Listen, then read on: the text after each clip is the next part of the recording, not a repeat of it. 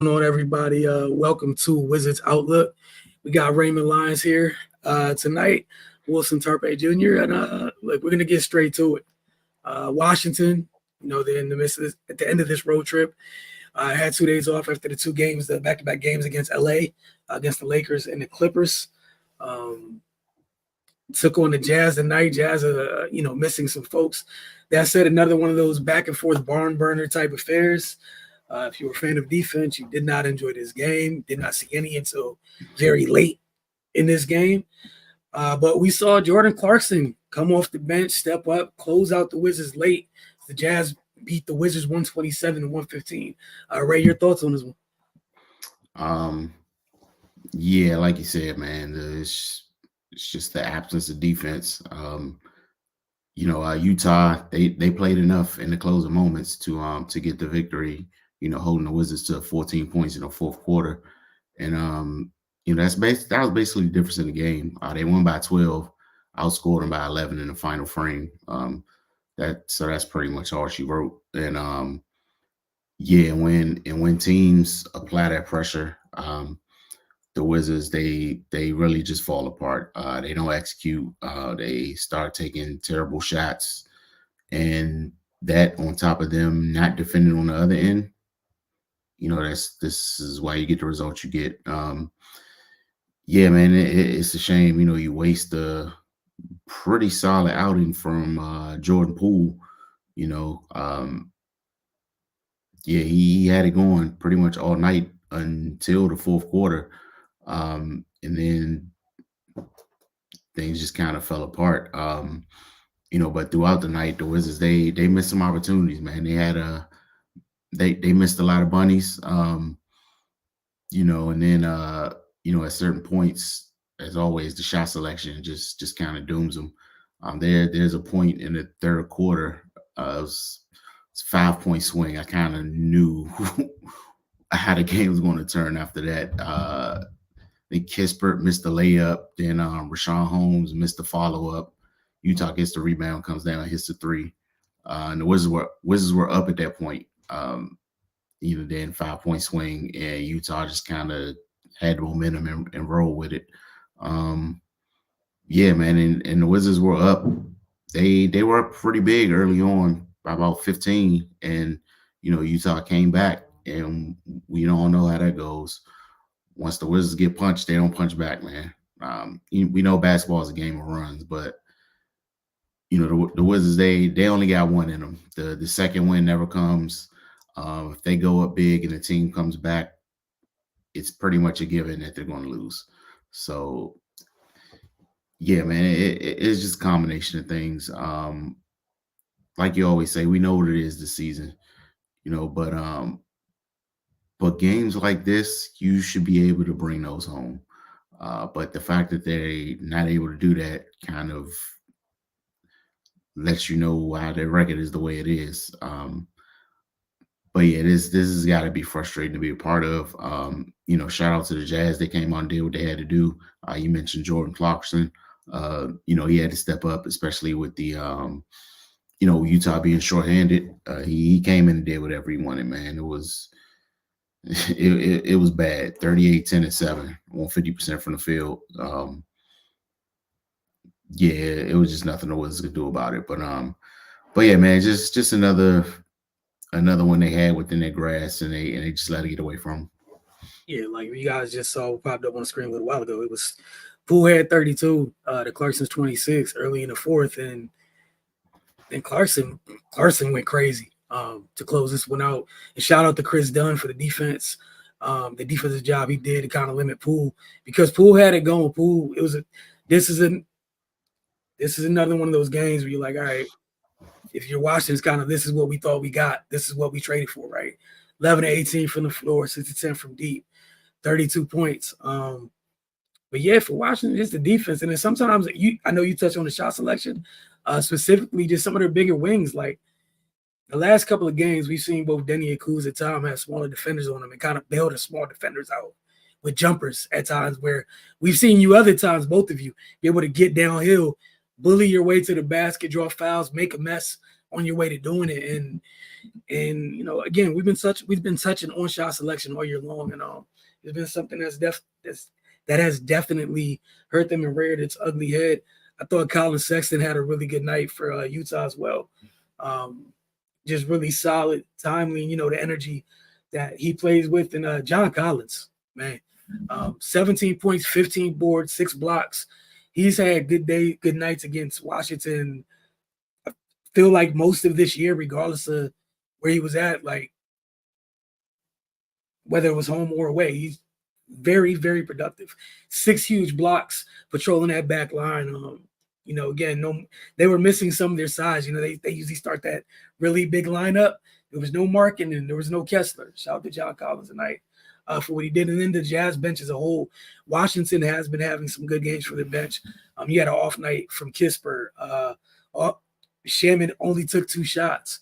And meanwhile, for Utah, you had other folks outside of Jordan Clarkson's 38 points off the bench. Sensabaugh gave you 7. Juzang gave you 10. Horton Tucker had 9. It was just all hands on deck effort for Utah, and I think you just got to give them credit for getting it done. I feel like this is easy, but player of the game, have to ask. Jordan Clarkson, man, he just torched him. It ain't nothing more to say about it. What you said, because it was such a hard decision. X Factor. I gotta go with John Collins, man. Yep. He presented what the Wizards typically struggle with. An athletic big that's bouncy and active.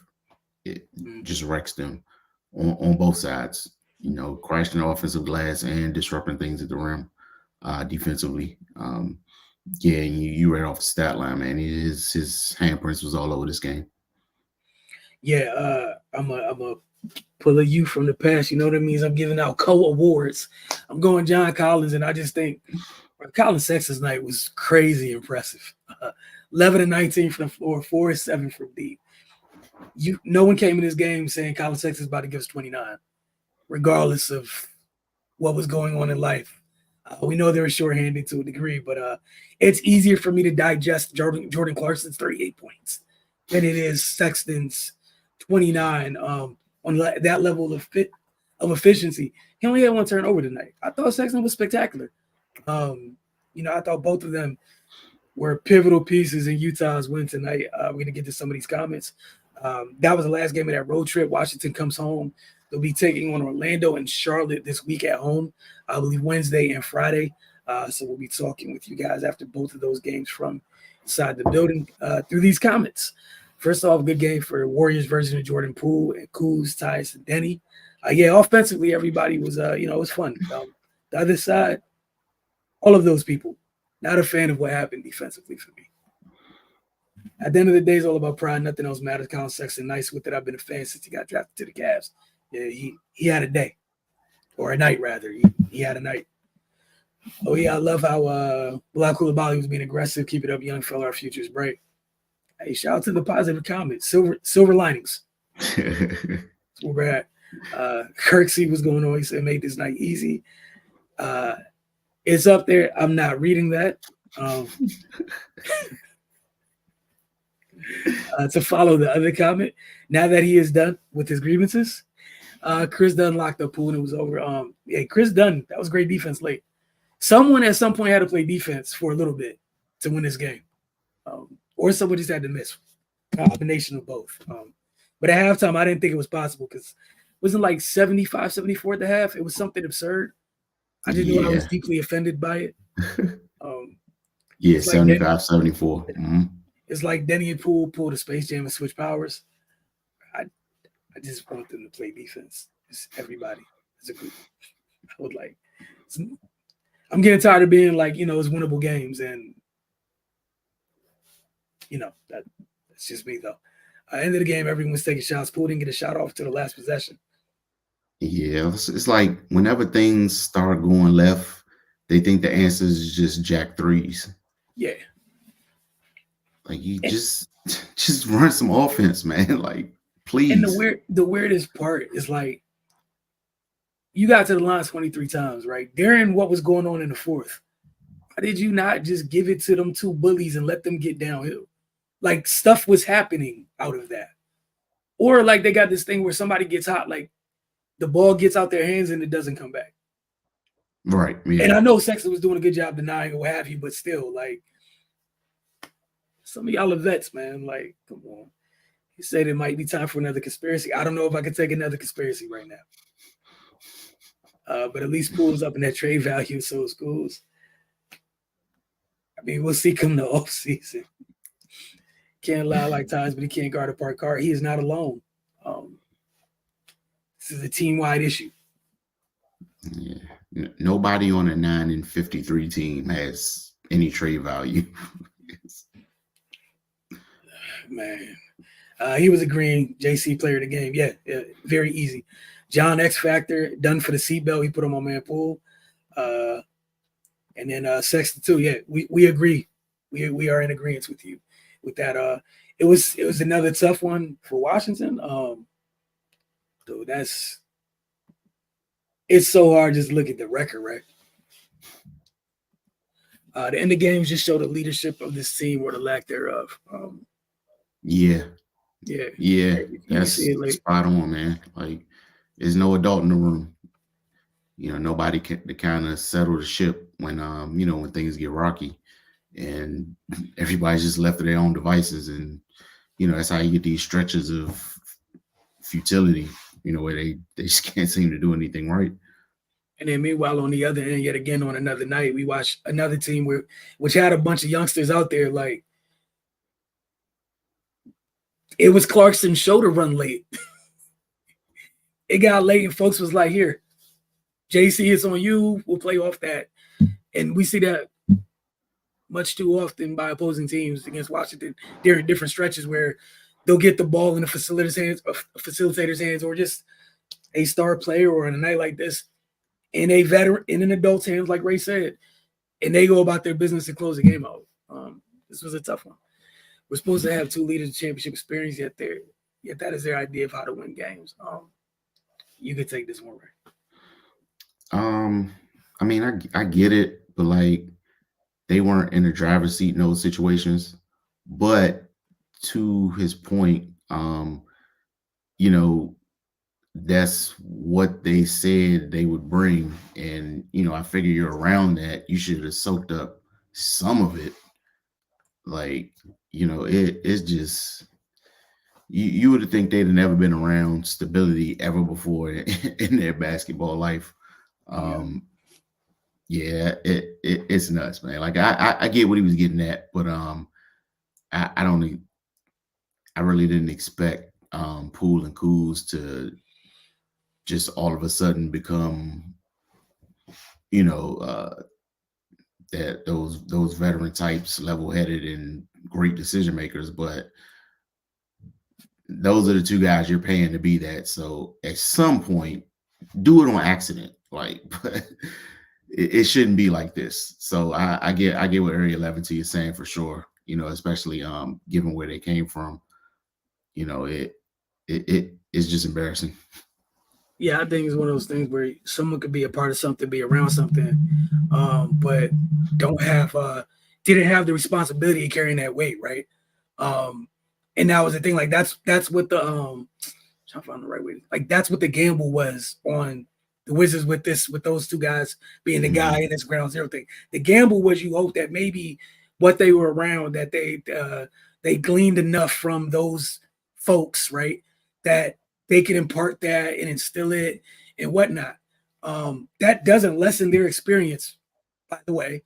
I'm not mad at them for the experience they had, because they did contribute and do the things they did for those teams to get those things done. Without them doing their part, they probably don't win those. You know what I'm saying? Like those things don't happen. However, that's the difference when people have there's almost a freedom in the role that they had in both of their the championship teams or ones they were a part of, as Ray mentioned. And that's the tough part about it. But again, if you're the Wizards, it's ground zero, man. You know what this is.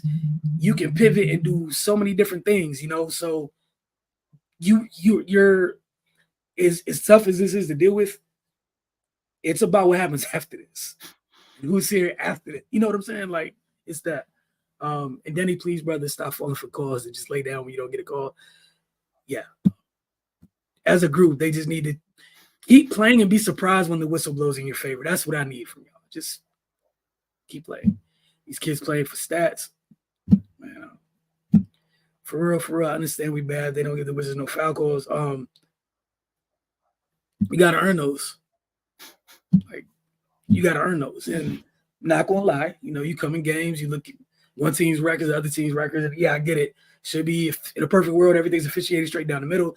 Man, y'all can't be serious. Y'all, how many times have y'all got on social media and seen officials telling you that they got something wrong that cost the game for other teams? State officiating is where we at, and it is what it is right now. Y'all gotta just thug your way through it. They're 9-52. There's gonna be a lot of nights, but they had 23 free throws. They had 23 free throws a night. No one told them to stop going downhill. They got like two dudes where it's like bull and China shop type drives. Why does it stop late in games? It's not on the official. Yeah. And I didn't expect either of them to. Like, there was an opportunity to do it, but there was nothing prior to this where you're like, hey, you're going to come here and you're going to do that because I seen you do that. Nah, it's not. It's not Chris Paul or something. Like, not that. This is why I just rather watch our young guys play, at least try to play winning ball. Hey, man, so that's all you can focus on. That's it. Calls for what? Shooting threes are just checking those shots and flopping.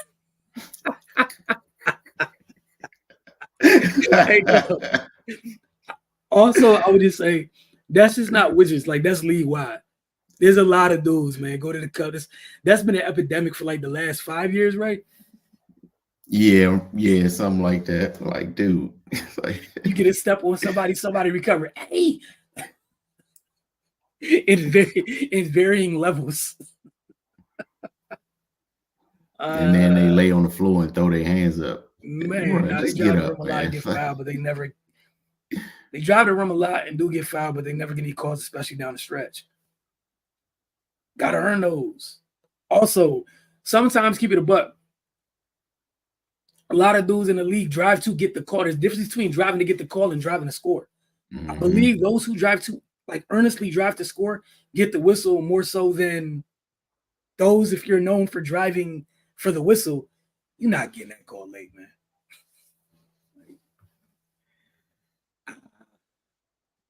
Yeah, that's Kirksey's response to it.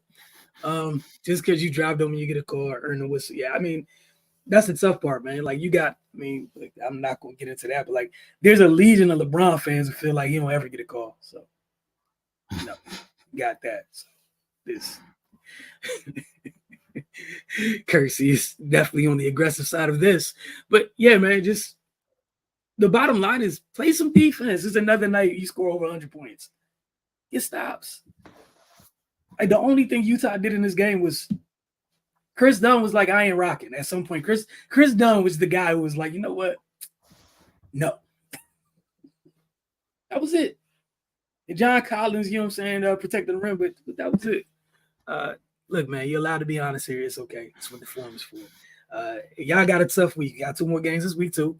You got Orlando and that really big team that they bring to the table on Wednesday. And then you got Charlotte on Friday. But we will talk to you guys after both of those games. So see you guys on Wednesday. Appreciate y'all staying up with us on this West Coast trip. And we also means we get to talk to y'all a little bit sooner than this time. This time everyone should be back home and already over whatever happened. You can't get a bucket with 3. I mean, this is fair. I see you guys are going to keep going at this. I feel like you guys are on the same page. And look, you guys even found this. Y'all even found a common ground. I appreciate y'all, man. We will see y'all on Wednesday.